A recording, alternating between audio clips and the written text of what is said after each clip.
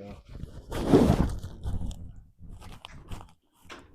Hey, Stacy, welcome to the Sorry to be a casa. little late. Oh, it's all I'm good. not blocking your driveway too No, bad. no. Okay, how y'all doing today? You good? You all right? Okay, yeah, got a Good nice setup seeing in you. here. Appreciate it. Appreciate it. Okay, got here just in the nick of time, huh? Yep. Okay. Ready to rock and roll. Need Yeah. a little time. Yeah. I know, I'm good. Okay. Yeah, appreciate this. You can set it down on that chair over there. Are we here? Yep, Okay. over there. Yep. Here you go. Put this mic on, please. Thank you. Let me grab this.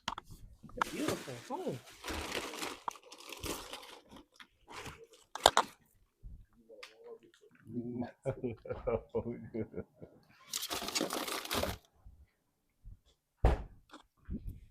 No. We want you in the comfy chair. Okay. Yeah. Okay. You are a guest. All right. We gonna Thank sit you. in. We gonna sit in these Okay. chairs. Oh, y'all do a kind of documentary style. Yeah, kind of. Okay. All righty.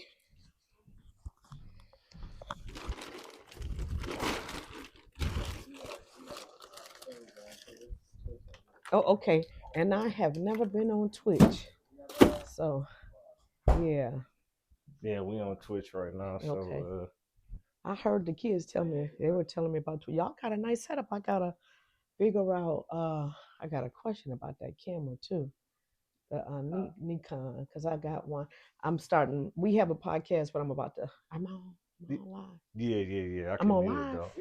Yeah, we can mute it though. Oh, okay.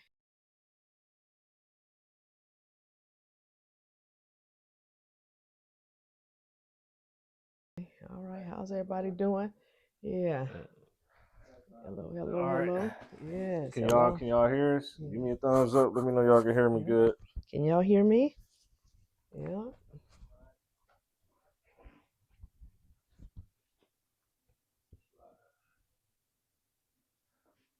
Tell TT to come to my live and let me know if she can hear us real fast before I start. I know our. TT, you I can hear you right there. TT, go on over there to his live and see if you can hear him. Yeah, got a nice setup. Real nice. Oh, thank you. Yeah. I need to know if y'all can hear me on my mic though, cause I got my mic on, so I want to know if our mic is on and working. I know y'all can hear me on Cheese. I need to know if somebody can hear you on mine. It says on. Okay, TT can hear us. Okay, cool. Okay. All right, everybody. Welcome to the first episode of Inspired Purpose Podcast.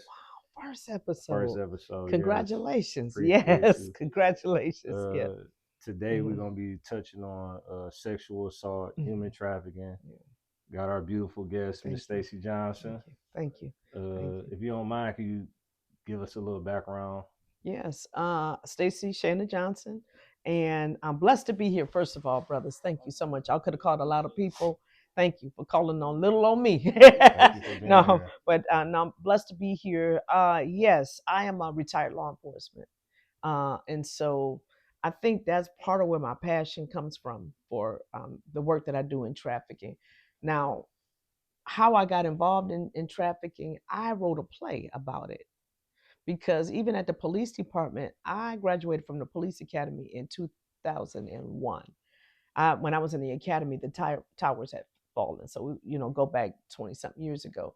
And I worked for Inkster. So there's a lot of prostitution in Inkster. So yeah, we did get a little bit of training on prostitution and just did a little bit of undercover work there, but not trafficking. And there is a difference between a bit of a difference between a prostitution and trafficking, because prostitution you're free to leave more so, but with trafficking there's force, fraud, or coercion. There's more of a force. You're not free to leave. You don't have any. You don't have decision making with the money. How much money you make. You don't have decision where you live. A lot of times your movement, your money. With prostitution, you pretty much do your own thing, or whatever. Or some people do have pimps, but it's more of you're free to do whatever you want to do. But with trafficking, unfortunately with trafficking you are under the control of an individual, male or female. you're under the control of an individual. So let me just say that real quick. So that's how I got into trafficking. It was a play, and I spent about 9 months to a year researching about trafficking, and I learned so much. And not the things that I learned through my research, I did not learn through police academy or my police work, and my interaction with working with people who are selling their bodies with prostitution. They call them sex workers. So with sex workers, yes. Okay, so growing up, what was your childhood like? Like, did you already always know that you wanted to be in law enforcement, or did you have, or did you want to choose another path? Good question. When I was young in elementary school, art always intrigued me in art class, whether it was sewing or coloring or whatever. It just art projects. That was my jam. I always wanted to. I knew I wanted to be an artist, and I said I wanted to be an artist, which I am now, but not quite understanding what all of that meant. I just knew that I was really good creatively and artistically. My mother, I was in plays in elementary school and middle school. I was in dance, high school drama, theater. And then through high school, I learned how to write plays and things like that. So law enforcement did not come into my late, uh, maybe late teens, early 20s. I A police officer asked me, was I interested in becoming? I guess they were recruiting, and they asked me, hey, were you interested in becoming an officer? I had a temper, and I knew that my temperament wasn't good. Believe it or not, my temperament wasn't good for law enforcement. My aunt was a sergeant with the Wayne County Sheriff's Department, and let's fast forward 10 years down the line, late 20s. And I met some people through an event that she had, and they were, all of the ladies were officers, very feminine women and very professional. And I said, okay, and I said, years ago I wanted to be a police officer, and it really hasn't left me and escaped me. And they began to tell me about it, and then I applied and became a police officer. So that's how that came about.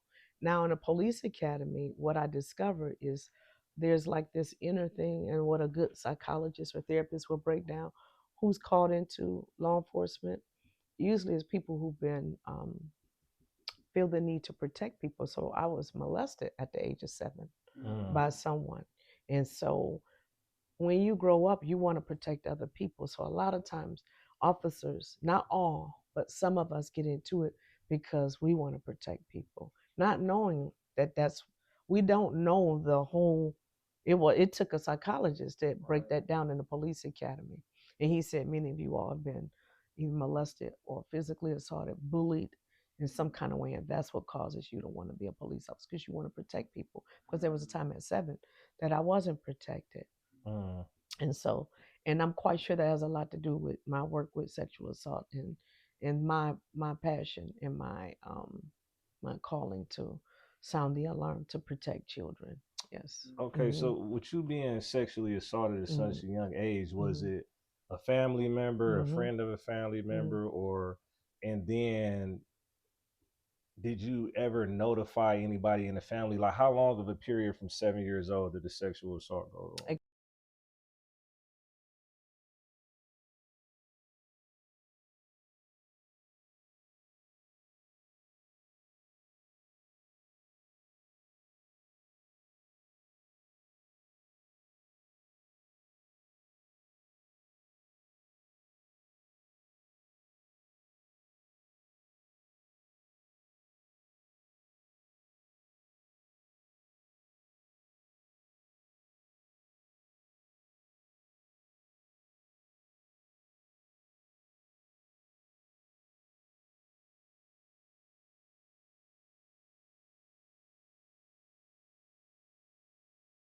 As parents, we condition our children not to tell. And you may say, well, Stacey, what do you mean by that? Well, when I was little, my dad was, my parents divorced when I was 5 years old. And my dad says, if anybody ever do something to you, I'm going to A, B, and C, and D, E, and F. And my father was he did not play. Very no nonsense man. Worked for the plant. He did not play. my mother was dating, and he knew my mom was dating, and he kept telling me, if anybody ever did anything to you, you let me know, and I'll do this, that, and the other. And when it happened, so I'm 5 when he's telling me this. I'm this kid, and at 7, he has these conversations. Anybody ever touch you, you let me know, and I'll. And not, he doesn't have them all the time, but every now and then, Dad would bring that up. Very close to my dad, Daddy's girl. Saw my dad every weekend. Very, very close to my mom and my dad. Well, guess what? When it happened, I had enough sense to know I didn't want my dad to go to prison. Because if I told my dad, he would go to prison. I had enough sense to know. And so now I tell parents, don't do that. Don't act a fool. Do not condition your children not to tell.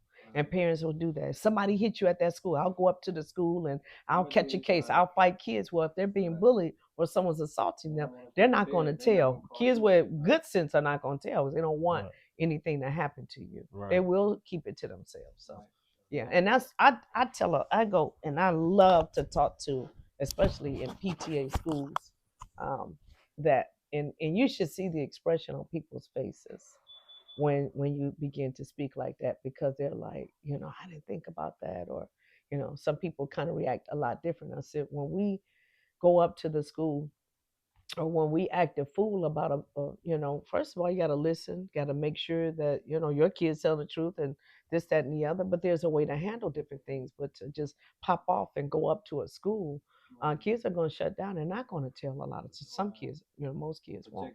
Yeah, they're going to, exactly.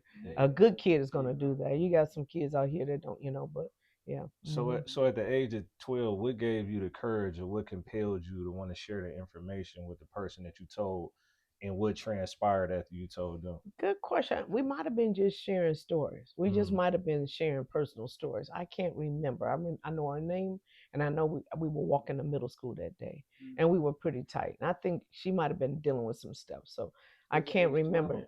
I was 12 when I told. The first person I told was 12, was a good friend of mine, my neighbor. And then 14, I disclosed to my mom, because I had talked to some. So you're at school and you tell people you think you can trust. People get mad at you. That's why this and that happened. Right. And then you break down crying, and I had a crash out. And my mom knew something was wrong. She said, something's wrong. And then off the therapy we went right away, because when I told my mother what had happened, she was mortified. I think that, and I know my mom, I think my mother took that to her grave. She blamed herself. I never blamed her, but my mom blamed herself, because, and I never blamed her. I never told her I blamed her, but family members will find out information. Family is something else, and that's their way of get back at you too. Yeah, They'll use information. I had a relative too that I did not know. You always got that messy family member that told. I have 3 brothers that told one of my brothers. He came in town to try to unalive the person, and thank God he didn't find him. He would have ruined his life.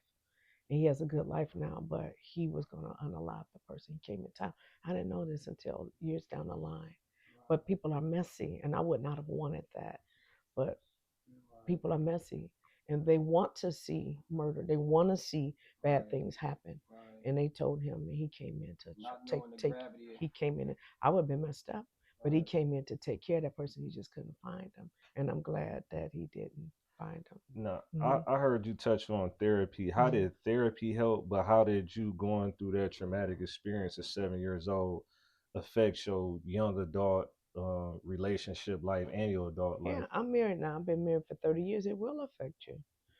I let my husband know firsthand when we got real close, not right away, what had happened to me. So he knew firsthand. And God, the people that God put in your life, they will understand you. They will understand who you are. They'll understand your psyche, your emotional. They understand everything about you, and they respect certain things about you, everything about you. But they respect, your issues. They understand your issues. So that's a real good question. The same messy family member told my husband when I was dating him, not knowing that I had already told him.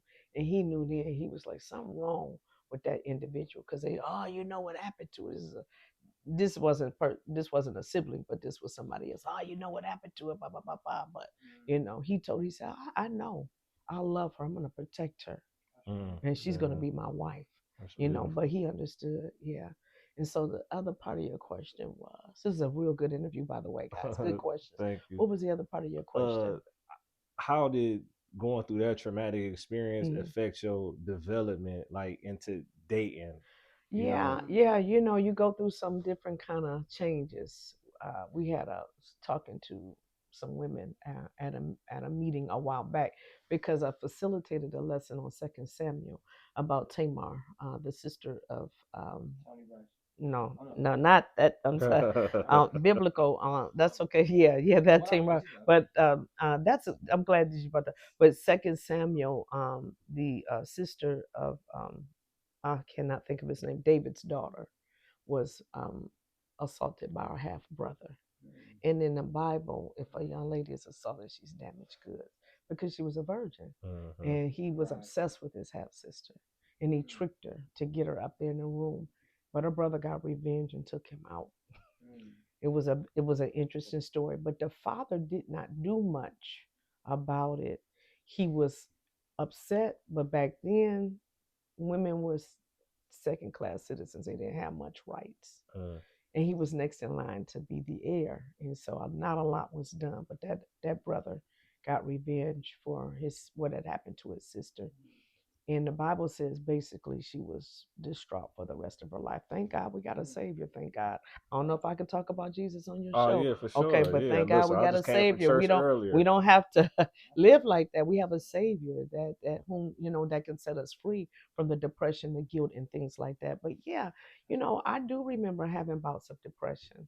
I do remember having guilt. And then when you get to a point of a good therapist will tell you you're not responsible for the molestation, but you do experience that because you're human. And then when I gave my life to Christ, He took the guilt away from me. He took the anger and the guilt. But yeah, that's where the temper came in. The guilt and the anger.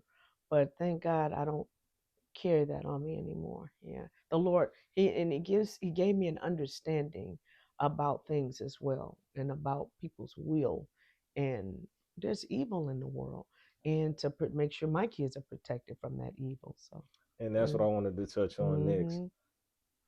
How did that change your way of parenting when you had kids? Yeah, it did.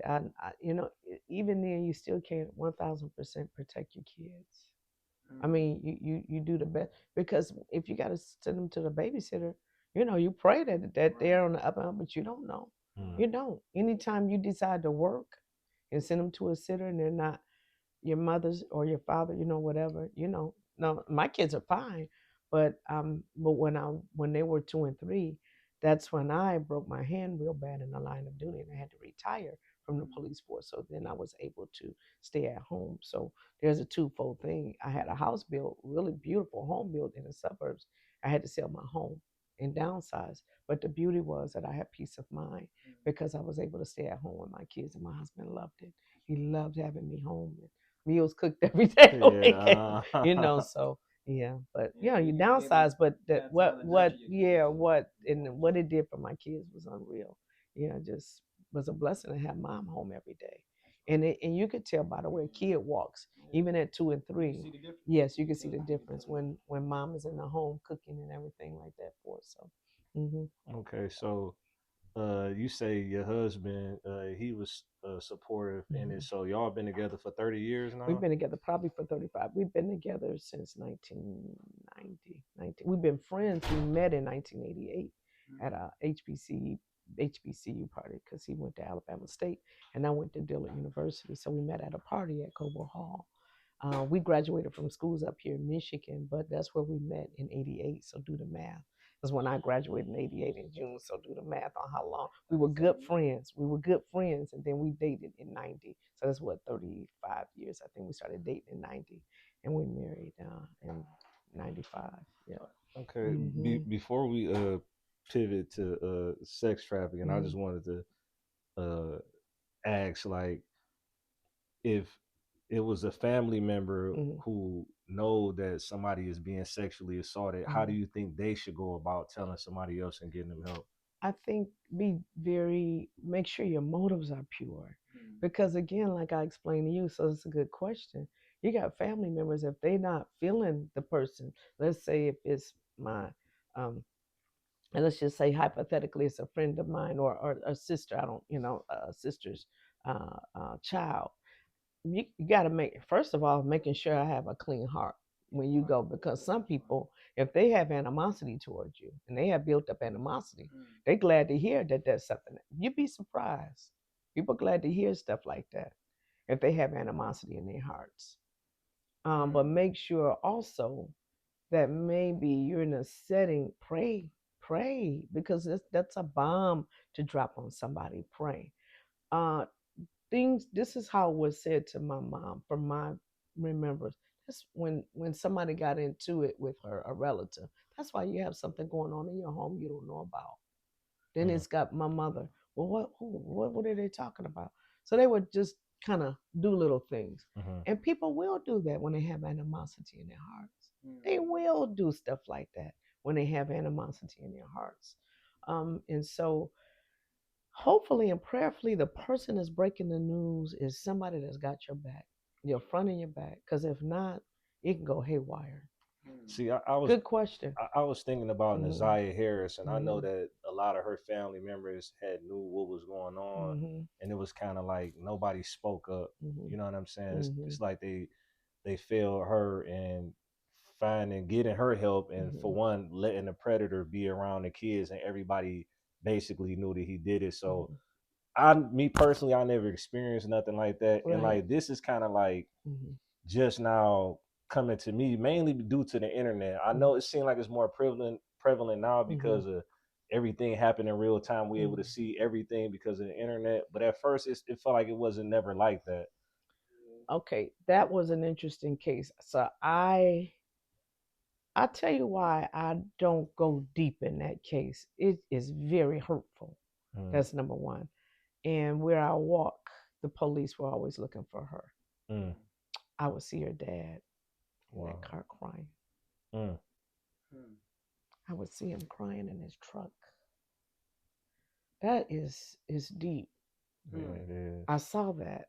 I didn't put it on Facebook. Me and my neighbor would see him in that parking lot. And we walk all the time in that area.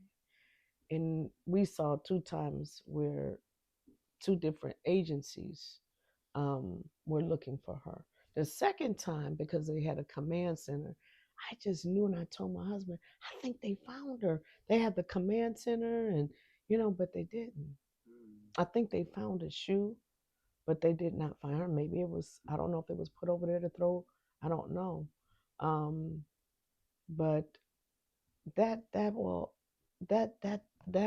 that's a story that is just really deep. Number one. Number two, how the public judged the child. And kids don't come in the world promiscuous. No. They're being tampered with. Yes. And groomed and Yes. tampered with. Yes. That's number two. But I can't help. Now, my situation was the one time thing, and I never saw the guy afterwards. So, he went away afterwards. I'm quite sure he probably was, he did what he did and then he left. I never saw him ever again. I don't even know if he's living or dying, but when I facilitate a class about sexual assault, that's how you know you're healed. Because I was in law enforcement, I could have found him easy. Could have found him easy, and showed up and popped up. But that's how you know you're healed. And that's number one.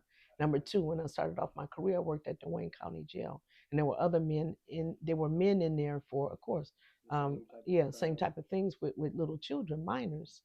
And if they were in trouble and they had to be moved, maybe because they were going to be killed or maybe assaulted themselves in jail, I had to move them. Now, I could have made the decision not to, because a lot of people don't care about people, unfortunately. I could have said, you shouldn't be in here. But that's when you know the Lord has touched your heart. When you can move an inmate and you do what's right by people and you understand your calling and you do what's right by people no matter what the charges are. That's how you know you're healed. So to answer that question, with that family, I can't help but to wonder. There's a lot of if there was coercion. That's a case. So I try not to talk about cases because it's still, allegedly. We got to say that now, so nothing comes on, us. but you can't but help but wonder if there was some alleged coercion. Coercion is if you tell, I'll do this to you, I'll harm you, I'll kill you, I'll, this, that, and the other, or nobody will believe you. So I can't help but to wonder if there's mental abuse and coercion. Why people went along with it, I don't know. Or allegedly, was there some type of perversion in the family where people, or just some people like just don't care about children. Allegedly, all of this is alleged that I'm saying. Yes. And wondering, because there's some people that just don't care about kids. I got a chance to see that in law enforcement, where people don't value children. They don't mean anything until they're older, and maybe can help a family member out. We see that in families sometimes. We see that, where kids are thrown away, thrown in ditches. And we go back to the book of Genesis, toward the end of Genesis, and Joseph was thrown in a ditch. And his life didn't mean nothing until he was able to help his family during a famine. And if it's went on back at the end of Genesis, how come it ain't gonna go on now? That's okay. Shaquille O'Neal, LeBron James. Forgive me, public, because they're gonna kill me if I mispronounce his name. Shaquille O'Neal. People where fathers didn't want to have anything to do with them. Then guess what? They bouncing that ball and they're making millions. They're millionaires, almost billionaires. And then here they come wanting to care about them. So many people throw away children. Yes. And devalue them and just don't want to have anything to do with them and turn their backs on them, and then until they're older. And then it's like, oh wow, and we need to care about people from the womb to the tomb, and not just what they can do for us or when they get to that certain point. So to go back to that, people just don't value children in our society. And we do live in a society where people do not value children. In America, you go abroad and it's different in different countries. We don't value children and we don't value the elderly. Yeah. And you go in another country, and I've been in the villages, in the Mugaga village in Nairobi, Kenya. I've been in certain villages where families and children and the elderly are valued. But and I'm not saying every American does it. What I'm just saying is that a lot of times it's a lot different. And then people are exposed to certain things. What are you exposing yourself that gives you inordinate affection for children? Sometimes that possibly could have happened to a person, and that they turn it around and they do that to other people, or maybe pornography. I don't know what causes people to have an inordinate affection for young children, pedophilia. But it's just evil and wicked. Is there any tips that you can give people to be able to tell the telltale signs around their home with their children and everything? When the child doesn't want to take their clothes off, like they go to, there's usually the pediatrician or pickup. That's how my father, they were like, hey, she's not trying. She's scared to take off her clothes. Like, that's when they asked. My father was heavily offended. When I went to the doctor's office. That's a telltale sign. It could be depression. It could be maybe acting out or some things or whatever. But I guess every kid is different. Yeah. Maybe how they interact with baby dolls. Anatomic. Maybe touching. I don't know. But that's one way is when forensics investigations. That's how they're able to understand different things with kids. Being a police officer, and I took a lot of cases because I worked with children a lot in my career. There would be school districts that would say there's something going on in that family. And they wanted to, you have to be so careful with children. Children have so many rights. People don't know it until they violate the rights. Kids have a lot of rights. So society might mistreat them, but they get caught up in a court case, they'll find out. They have a lot of rights, children do. And you have to be careful how you, I don't want to say interrogate, question and ask questions, and to get, to talk to children and to investigate, or for a police report or whatever. I went to school, and I went to school quite often on child investigations. And if you work in, I did community relations. I worked in school, so you have to receive a lot of training on how to go about questioning and for those kind of investigations. But I remember at school, and I said, unless a child gives you that information that something's going on, you can't do that. You can't just approach a kid and hey, is this going on or whatever. You have to be very careful. You can be sued. And so a family, they told me, the school district told me about a particular family where they really perceived that things were going on with the family member, but it wasn't too. And I didn't know them. I didn't work that closely with the kids, but it wasn't until the middle schooler got to middle school, and I heard the call, and I was. They immediately got me over there on that case to interview the kid, and I had to interview her, and she was ready to tell her story, and her mother was mad. Her mother was angry.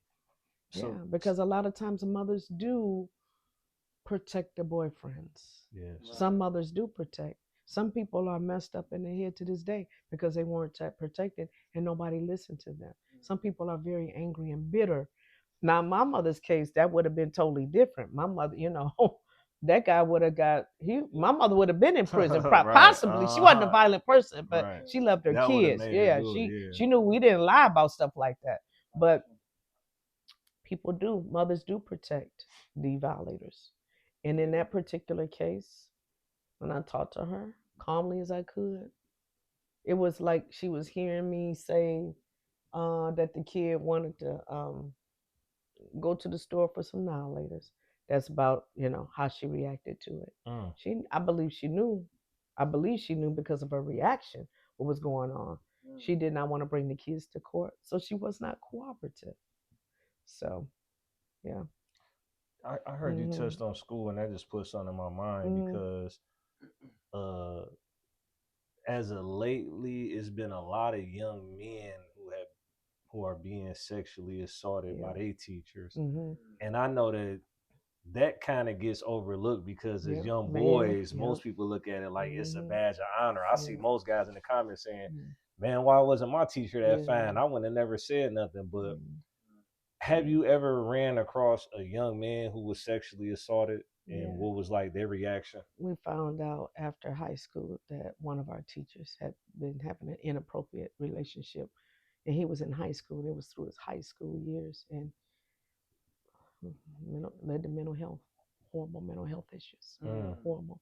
And he was a very promising young man, could have been the next Barack Obama, very promising. She messed his mind up. She messed his mind up. And even though he's in high school, he's a kid. And again, and this woman was married. We found out later on that she got fired, but I don't know if they put her in prison. Of course, a lawsuit, but the damage was done. His mind was.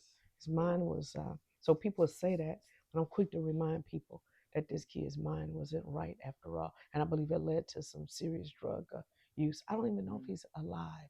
But when you take a kid that has a propensity to be president of the United States of America, and they're left, in this is possibly like in a gutter using drugs, and you contributed to that. I'm hoping and praying she got herself together, and I'm hoping and praying that he's better. But I did hear that it led to horrible mental health and drug use. So some men might brag about that, but some men can be heavily affected by that. Yeah. Or it could make them a predator. I don't know. Yes. I don't know. Yes. But is it happening to young men? Yes, it is. We're seeing more and more of it now. And I know women, especially when the men are not in the home, they turn the young men over to other men for mentoring. And some men cross that line and take advantage of kids. So, of course, my husband is in the home very hands-on with our kids. But God forbid if we weren't together, or, I didn't have a man in my life, you're not going to spend, no kid's going to come to your home. No kid is going to come to your home. We're hands-on parents. We're not lazy parents. Pick up the kid, take your kid to practice, bring your kid home, take your kid to the after-school programs or whatever. People should be having that much access to your kids. So, yes, I agree. Yeah, and when they wanna, I'll bring them home, or I'll cut that a red flag, even if it's a relative.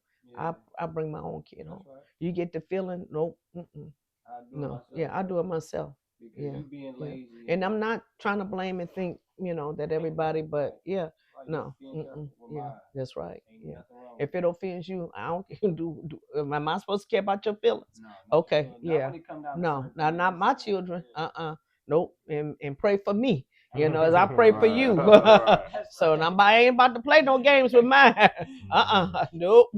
Me Yeah. either, hey, so I wanted to go back and touch on human trafficking because a lot of the times I thought like human trafficking was like people getting kidnapped and sold into Not in this country. Yeah, sold into sex. So like Not in this country. In this country, because it could happen overseas. You know, I don't live. You know, I don't live overseas. Never lived overseas. But in this country, about 98% of the people that are trafficked are somebody that they knew or family member. 44%, and that's 44% of the people that are trafficked in this country is just through relatives. Relatives, yeah, they're trafficking them. Yeah, selling them. It could be drugs, it could be money owed or whatever. Trafficking, owe a debt, whatever. Yeah. Yeah, 42 something. Yeah, percent. I think it's 44%. 42% of boys. You said 42% boys? 42% of young men. There's a young man, I can't think of his name right now, to get the information later. He has a ministry on that. He has a 700 Club did an interview, but he was, and again, vulnerable when families don't care about their kids and throw them away, and the kids don't come from a good, stable family. People know that. They can pick up on that a mile away. And unfortunately, he started selling drugs, and then he ended up being trafficked. He has an Devin. I cannot think of his name off the top of my head. But if you go into, I have it in my phone. But if people Google Devin 700 Club traffic, he tells his testimony. Yeah, beautiful testimony about how God had healed him, and had restored him. Yeah, but again, he was vulnerable, and that's who they look for: vulnerable people, people who may have had some people who are molested or abused, especially multiple, over for a period of time. They may have low self-esteem. That happens, or substance abuse. People can easily manipulate you if you're on drugs or if you have a substance use disorder. Mental health, people can take advantage of you if you have a mental health. Vulnerable, maybe if you don't have a home and somebody says, you can come stay with me, I'll take care of you until you get on your feet. And then after 2 weeks, okay, you got to pay for your place. I got some people coming over, and you gotta keep up your pay, earn your pay. That happens. Sometimes they may seek a young person. They usually have a girl working with them that's maybe 16, 17, 18 years old. They go and find girls, young girls, and they buy them. They buy them Gucci, Louis Vuitton, things I cannot afford. And then, okay, you got to pay this back. And so that's that coercion. If you don't, I'll hurt your mother, this, that, and the other. Family members could be a large group of kids that are trafficked would be children emerging out of foster care, because when you turn 18, the state is no longer has to take care of you. So, but they have free education, whether it's trade or college. They can go to school for free or work, and they still would get some funding. But maybe if you maybe not have had the good training. I'm not going to say training, but sometimes it takes a minute for some kids to get there, and they may, not have some good anchoring in their life in terms of stability and how to take care of business and things like that. So if you don't have a place to stay, because at 18, the state does not have to take care of you. So if you're out on your own, you don't want to work or go to school or get a trade or whatever, and you're on your own, and you need a place to stay or whatever. So a lot of kids that are involved in, that emerge out of foster care end up being trafficked too. And again, somebody that they meet, because the traffickers are handsome, beautiful women at the mall. They may come up to you, see a girl unkept, hair looking kind of shabby, clothes looking shabby. They walk up to you, hey, you want to make some money? If you're living in poverty, make money how? You can travel, right. You can do this and drive this nice car, and she's got the nice hair, she's got the bundles, she's got the money, she's got the pictures of her on the yacht or whatever, but it's on the backs of young people. And you can travel, and that's how a lot of people get caught up, vulnerable people. people in poverty, people that don't have much, people that need a place to stay, low self-esteem, drugs, mental health. So yeah, easy. That's who they prey on. They're not gonna prey on the kid that's headed to Harvard or Yale, but sometimes too, it could be maybe a girl has had a child by somebody. Why don't you move to Vegas with me? She moves out there. Maybe she doesn't have a job, gets her away from her family, and okay. Now that we're in a hotel, he want to see you, and the baby stays with me, and they can use that baby for leverage too. They use that child. It happens all the time. Use that baby for leverage. Also, maybe it's a teenager, and the parents say, "I don't want you at your boyfriend's house." Not, you can't go to your boyfriend's house. Maybe she sneak over there anyway. Maybe he videotapes them being intimate, and he says, "Okay, I got a video, and if you don't come over, back over, my friends want to be with you too, and the friends are paying him." So blackmail. It has happened. True story. It has happened, and I wish I was making it up. And if you don't come back over, then I'll show this to your pastor, to your family, things like that. So what I tell parents is we got to start having these conversations where your kids could come and tell you anything, because unfortunately that girl chose that life versus being able to come and talk to her parents. It happens more than we think. When people have pictures or whatever out there inappropriate, and they get caught up, they're giving people money or trafficked or whatever. They're not out there. They're not trafficked at gunpoint. They're not kidnapped. They just got to go by their boyfriend's house on the weekends, after school or whatever. Or they have to go over there maybe 2 days out the week and be with his friends so he can make money. And then she can go back home. She's not held beyond her will. But there is a force that's that coercion, because the three denominators for trafficking is force, fraud, or coercion. Or it could be the person that applied for the job. And they think that they're going to clean up. They think that they're going to do telemarketing. They think that they're going to be a model, a hair model for a fashion show, or a lash model or something like that. And then someone that has a desire to traffic them through fraud. It happens all the time through jobs. People's employers do end up trafficking them. Yeah, it happens. And then if you tell somebody, I'll hurt you. What type of job would that? Cleaning, telemarketing, different things like that. Yeah. So cleaning service. It could. I'm not saying cleaning service. I'm just saying, but a lot of times this stuff too good to be true. Remember, they used to have all of the job postings on the telephone poles in the city of Detroit. Yeah. I'm not saying some of them. I'm just saying. Right. The city cleared that up real quick. But yes, and people, and again, when people don't know better, and they vulnerable, they need money, they call the number, and you got some seedy representative. Yeah, come over here. Looking for jobs with certain people too, though. Happens in the modeling, entertainment, acting business. We saw what was going on with Diddy. Yeah. Yeah. Stuff what was going on with Diddy too. Well, allegedly. Yeah. So we know that he is. Yeah. So allegedly in that business or whatever. So yeah, people are often, because they're vulnerable, they want to be a star, and they go along to get along. And sometimes people will do things a little strange for some change, or to get on, or get a contract and stuff like that. So allegedly people will. Yeah, and the minister, he talked about how poverty creates an imbalance in the brain, so that makes people more susceptible to want to do anything just to get some money, because they're so tired of being and living in poverty. But I heard you say something about parents need to talk to the kids, and I know that's kind of a hard thing to do, because I was afraid to tell my parents certain stuff, because it was not with my mother, more so my father, the repercussions of it. So you may not, how can you tell your mother, hey, I'm having sex early and somebody has a sex tape on me? How would you advise the parents to handle that? Because most parents' reactions would to be violent towards a child or saying derogatory things to them. That's something you have to go and get law enforcement involved in. Because if they're a minor and they were filmed under the age of 18, whoever filmed them, that's child pornography. That's 25-year felony right there. So you get the police involved in that. So does it happen? Yes. Usually within 48 to 72 hours, a minor runs away. They're usually caught up in child pornography if somebody's filming them.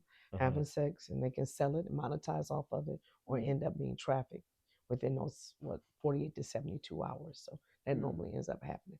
And there are a lot of people that go and they look for young people. They know no 25-year-old woman working or going to college is not going to do it, but these young, they look for vulnerable young people, maybe a person that doesn't have a good home stable life with parents, are gone out or whatever. Parents are doing their own thing and nobody's pouring into this kid, and they're looking for those kind of people too. So yeah, it is very important for children to be able to come to their parent and talk about it. I mean, yeah, certain things I could talk to my mother about, but really couldn't talk to my dad about. He was stern, But now we gotta change the way we do parenting. We have to change the way. Kids need to know you don't mean business. You mean business, but kids need to know that they can talk to parents about any and everything, from suicidal thoughts to be everything. Somebody's messing with me, bullying, to someone's touching me inappropriately. They need to be able to talk. And again, we can't condition them not to tell by threatening what we'll do. We have to be calm, cool, and collected. When they leave out the room, you can scream into a pillow, whatever. But how are they going to trust us to be calm, cool, and collective? Yeah. What is the most heinous act of sexual assault or sex trafficking you ever came across with being in law enforcement? I came across a young lady. The heinous was on me, an officer. I didn't know what questions to ask. So they're getting training now, law enforcement. But the heinous part was on me, not knowing what questions to ask. And possibly getting her the help that she needed and didn't, because excuse me, because out of ignorance, and I just didn't know. And sometimes officers can be, the word that I want to use, I cannot think of that word, and it always escapes me. But it's kind of like, if you don't want to talk, you're wasting my time. Kind of.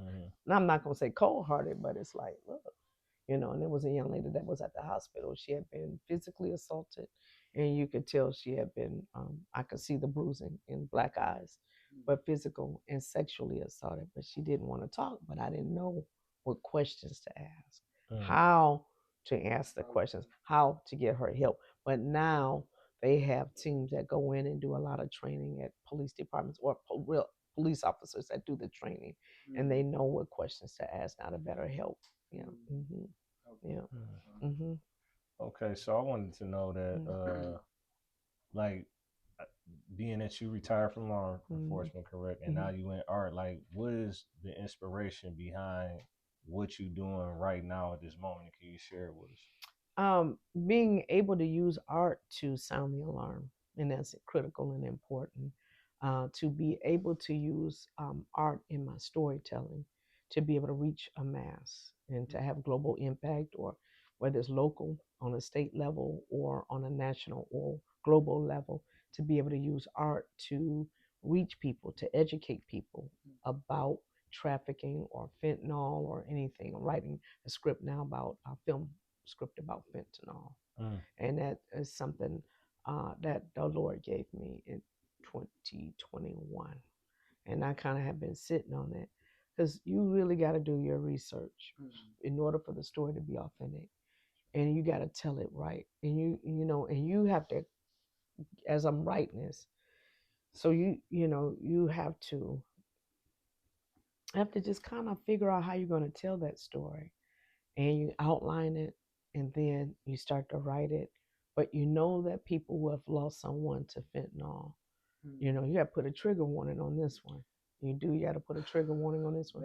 So I'm still in the research. Normally I'll do all of my research and then write the story, but I'm writing it and then I'll go back in, and then I've started my research. But somebody close to me lost their son, a couple close, near and dear to my heart, unexpectedly lost their son. And it's in the marijuana. He wasn't a hardcore young guy.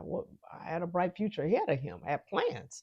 So it wasn't nothing that he wasn't, I don't think he was saying, hey, give me the fentanyl or whatever. Some people desire, he wasn't a hardcore user, but it's in marijuana. It's in edibles. It's in, from cocaine to heroin or whatever. Carfentanyl, that's that stuff that they give an elephant or an animal if they're going to put them under. And so those are the things we have to educate people about. So I can educate people and entertain people and make them laugh a little bit, make them cry a little bit, and keep them on the edge of their seats. And they walk away with a greater understanding, whether it's fentanyl or trafficking. So we wrote a play, A Dream Deferred, based off the Langston Hughes poem, A Dream Deferred, about a young lady who had dreams of going to college. She was an honor student, came from a good home. Parents worked at the plant. They worked afternoons.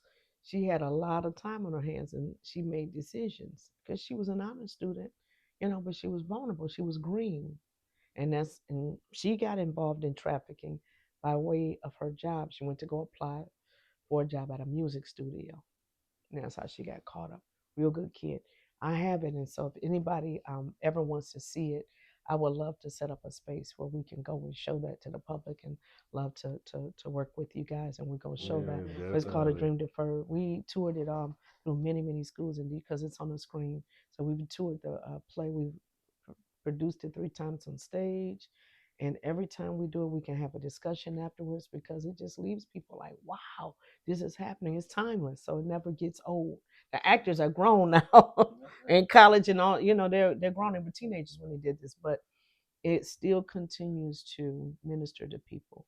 It's about what happens in that world, in the trafficking world.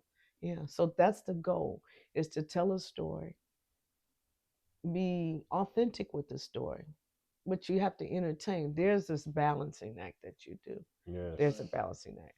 We did a story on Alzheimer's, and my grandmother was my muse, and I was her caregiver, and she had dementia, but it's all under the umbrella of that, But what caregivers go through. So it was about Alzheimer's. The main character, had Alzheimer's, but really it was about what caregivers go through, the stress that they're under. Yeah. What happens when people walk away? What happens in their home? What happens when they have to automatically, now their life changes, and they have to take care of that person? They can't just go to the movies or go and travel and take a trip and go play around or golf or do whatever they want to do, because they have to take care of their loved one, now what they go through and what others go through. And then the Monday morning quarterback, what did you do this? Did you talk to the doctor? So, that was called Who Are You, which is the most commonly asked question that someone with Alzheimer's or dementia would ask in their later stages. So we did quite a bit of research with that. I hope we can bring that back too. I want to put that on film one day too. We've done one on juvenile on delinquency, and it's something that I saw, not anybody's story, but something that I saw close hand, where it was called Spare the Rod. And it was about, hey, kids just getting in trouble, and you go to the house, and the parent, not disclaimer, not about anybody's that I encountered, but probably a compilation of things that you encounter as an officer, where you're going and talking to the parent. This kid is getting in trouble, and they screw you, F you, and want to sue the police. Y'all picking on my kid, and the kid get into a really tough situation, get into some real trouble. They graduate to something more serious, and then they want you to start writing a letter. Can you go to the judge? Could you write a letter? I tried to tell y'all. Right. I tried to tell you. Right. It ain't one of them I tried to tell you, but hey, I've been trying to tell y'all. We have programs for the kid. Y'all didn't want to hear. Y'all cussed us out. Y'all tried to sue us. Y'all said y'all were picking on us. Now, you don't know how many times that happens in law enforcement. You don't know the amount of times officers are working with families, trying to, help, and the parents brush us off and, cuss you out. Y'all picking on my kid. Y'all planted the gun on. Y'all planted the drugs. And then when they get into serious, Officer Johnson, could you write a letter? Could you? We tried. I documented in my police reports that we had some intervention and some camps and some things or whatever. I documented the exact words that you said. You can go and I'll pull it up for you and get you a copy of it, so you can highlight it, what you said to us. And it's not about getting back at people, but it's about you taking this up. Yeah. Oh yeah. I could tell you, the girl, mother cussed the school out. I was in the room years later, fast forward, right before I retired. And she would run from the police. She didn't run from me. Thank God she had enough respect for me not to run, but she would always run. And I'm not gonna go to her house and say, yeah, you cussed us out. You really didn't want to hear. When I walked in the house, she held her head in shame. She held her head in shame. She remembered. She remembered. I didn't have to say anything. You know. I did not have to say anything. She remembered. Same thing with domestic violence. You know, when we have to keep going to those houses, you know, and tragic things happen. So it's the same thing. You know, some of this stuff y'all see on the news. Police done been to that house I don't know how many times. They have. When I see the police going to my neighborhood, we had a house on my block. I had no judgment. When I see the police at the house all the time, I said, that's not going to end well. That's not. It's not. No changes have been made. You know, we've been on here a couple of years. The arguments are getting louder and louder. They ended up moving, but it doesn't end well when the police always have to be at your house. I can tell you from my family, it doesn't end well. I got folk on the run now that done kill folk. Been on the news. Family members. It don't end well when the police are in your life at a young age, arrested. Or a teenager, maybe a teenager. It's something it's you know, unless you have an encounter, hopefully you have an encounter with God. And a major, what they call paradigm shift. And it happens too, where sometimes it may be a friend that they see where something happens. And we all have a situation where we're going out the world backwards, including myself. And we have a big situation that turns some stuff around and gets our attention like ding, ding, ding, ding, ding. Mine wasn't crying, but I'm just saying it happens. That's right. It happens before, you know, it gets out of hand. There's warnings. There's, God love us that much. There's warnings. There's, you know, and we just keep on going and, you know, it happens. It happens. I hate to see it, but it happens because officers don't get any joy out of going to tell the person that we found about it. We don't get joy. And no kind of joy. No kind of joy. And we can't unsee the stuff that we see. We can't unsee it. I still can see, I close my eyes and see crime scenes that I've seen years ago. They don't haunt me, but I can see them. But when I was in law enforcement, I knew, and I had a little computer, and I would write poetry to process it. Because you gotta deal with that stuff. You gotta deal with that. But I knew then when I was in law enforcement, I had a little spot because I worked midnight shift, and I would write and process. I would write short stories because in the back of my mind, I'm like, did they get a warning sign? And I want to go into a case because I don't know who out here is listening. Because I don't know if the case I'm bringing up could be a family member. But did they get a warning sign? Did that person tell them that they were going to, you know, do X, Y, and Z? You know, did they get a warning sign? That was because the door wasn't broken in. They let the person in who took them out. And I'm not going to be and tell you the grisly crime scenes that I've seen. I won't even tell you. Some stuff what the husband did to the wife. Boyfriends. That stuff we see on the news, did they get a warning sign? But normally we do get warning signs and red flags about people. We just choose to ignore them, not thinking that it's going to end or not thinking.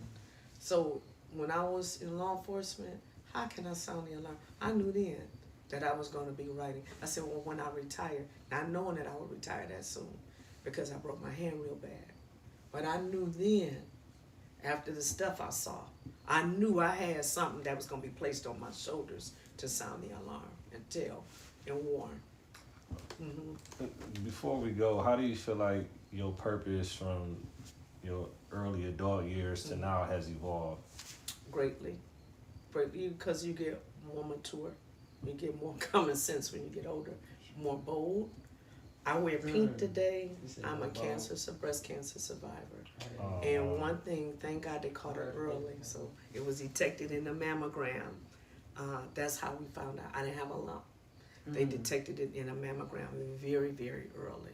So I did go through 2 lumpectomies, 6 rounds of chemo, which is about 6 months, and 20 rounds of radiation.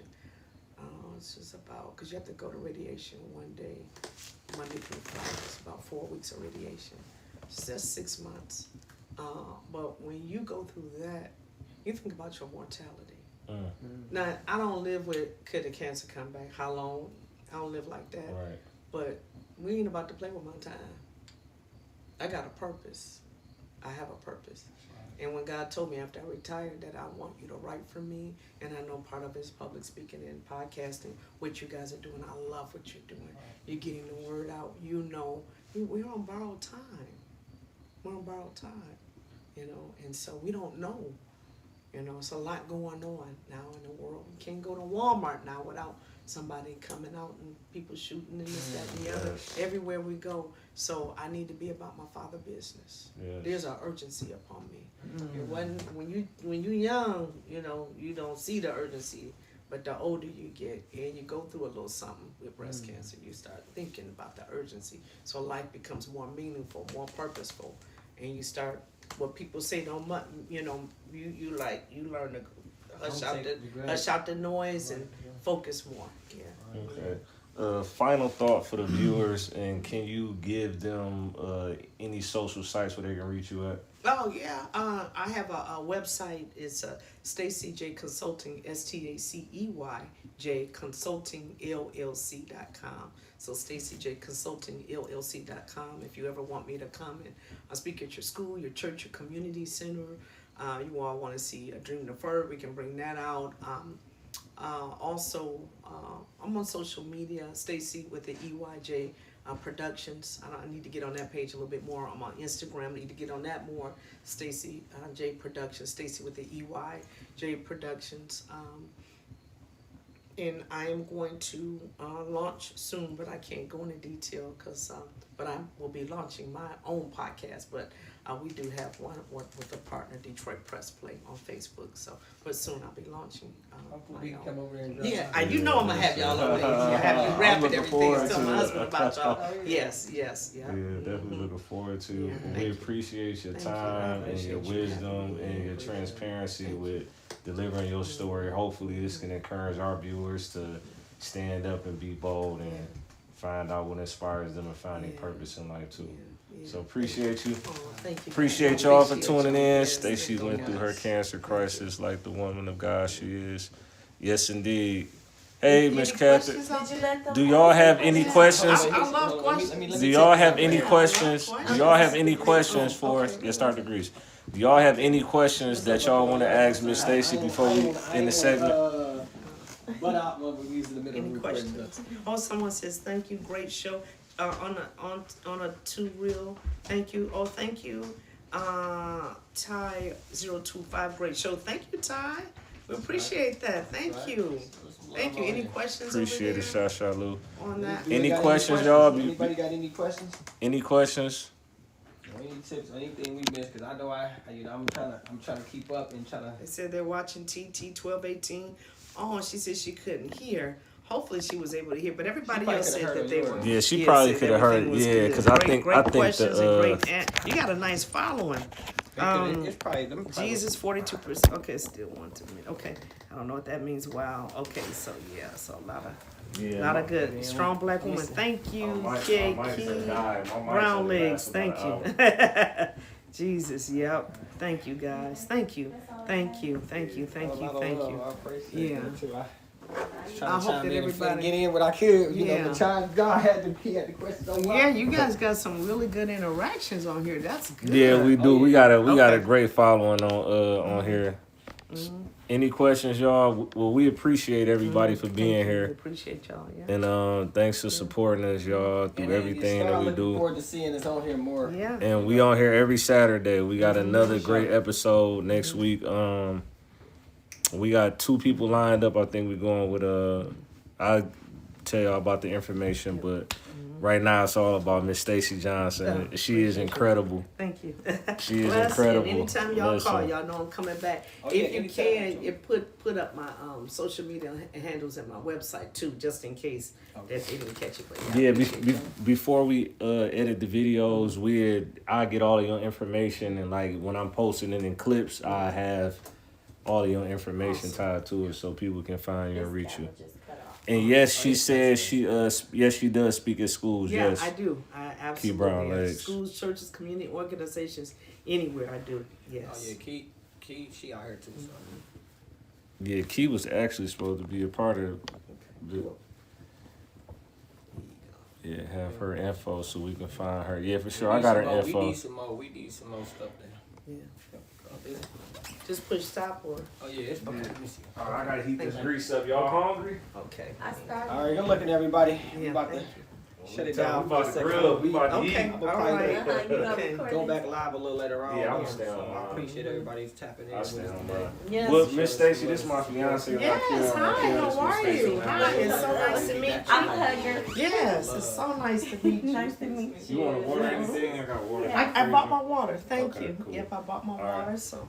I'm about to fry this fish up, so. And I have a question about this camera. So back in with me when later. you all,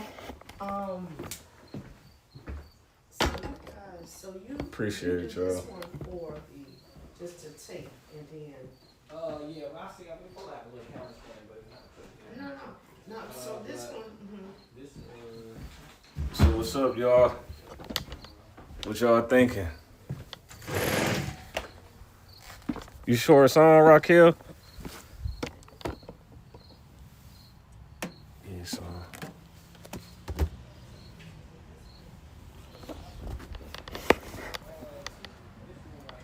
Appreciate it.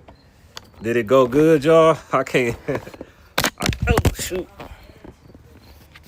Appreciate it, Key. I can't wait to go back.